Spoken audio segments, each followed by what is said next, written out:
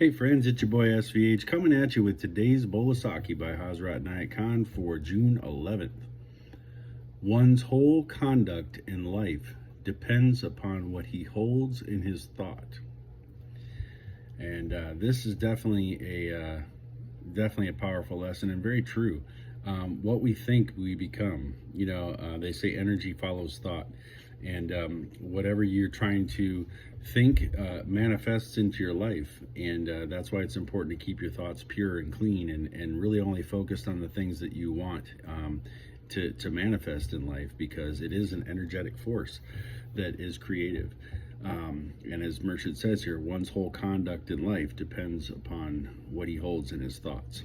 And to furthermore that idea, Merchant says the heart, which is called a mirror in Sufi terms, has two different actions which it performs. Whatever is reflected in the heart does not only remain a reflection, but becomes a creative power, productive of a phenomenon of a similar nature.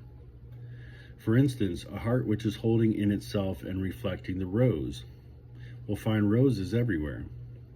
Roses will be attracted to that heart. Roses will be produced from it and for it. As this reflection becomes stronger, so it becomes creative of the phenomenon of roses.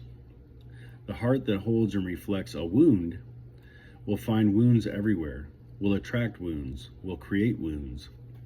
For this is the nature of the phenomenon of reflection. There is another aspect of this reflection, and that is what one thinks one becomes.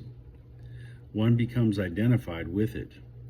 Therefore, the object which is in one's thought becomes one's own property, one's own quality. And Mercia goes on to say, a person lacking mastery holds a thought in mind, whether it is beneficial for him or not, without knowing that result from which will come from it. It is like a child who holds a rattle in his hand, hits his head with the rattle and cries with the pain, and yet does not throw the rattle away. There are many who keep in their mind a thought of illness or a thought of unkindness done to them by someone and suffer from it, yet not knowing that what it is that makes them suffer so, nor understanding the reason of their suffering.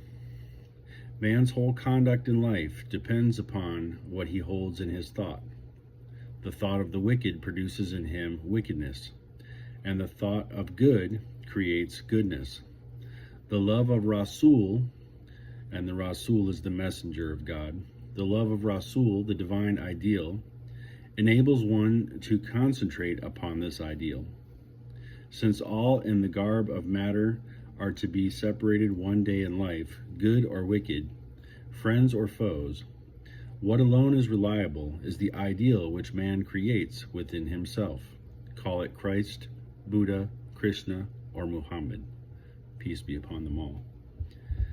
So, yeah, it really is capable of creating either a hell on earth or a heaven on earth based on what we hold in our thought, because we create our space, our environment, everything around us, our conditions.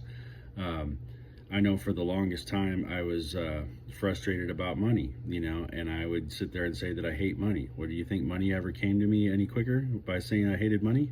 No, it didn't. It eluded me faster, right? So you got to get your head around what you're truly trying to say and think, and having those thoughts and casting those thoughts out